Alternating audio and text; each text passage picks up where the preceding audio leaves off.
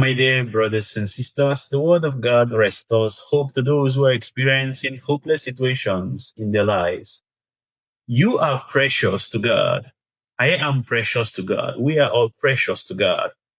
And it is the will of God that we remain in His sight, we remain in His presence.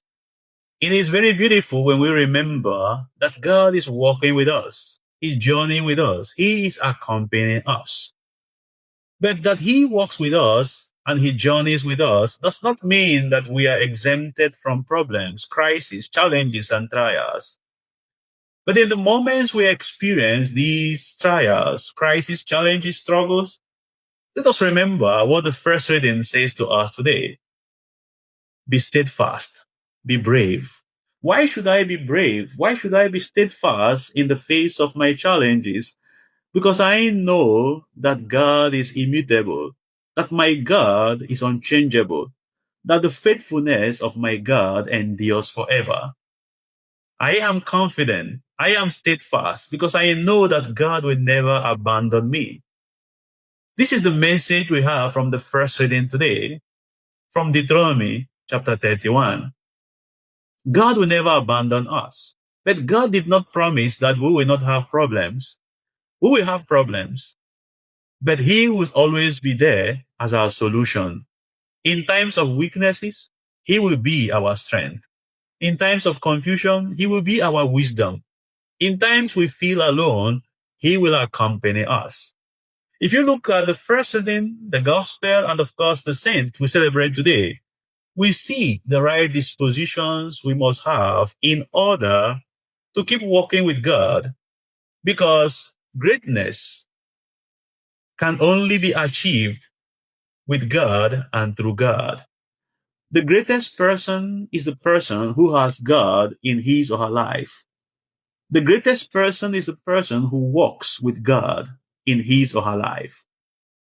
So when you look at the first reading, you see two important dispositions we must have in order to become successful in life, in order to become great in life, in order to become peaceful in life, in order to become fruitful and joyful. It is number one, to be brave. Don't live in fear, because God is greater than all your problems. Number two, be steadfast. Don't abandon God, because He will never abandon you. If we look at the gospel today, Jesus tells us the attitude, the disposition we must have in order to walk with God, and that is to be childlike. To be childlike is to be malleable, to be honest, to be humble. Humility is not about what you wear or where you are, but humility means recognizing that I am nothing and God is everything. I am nothing and I make space for God, for Him to walk with me, to journey with me. So that is to be childlike.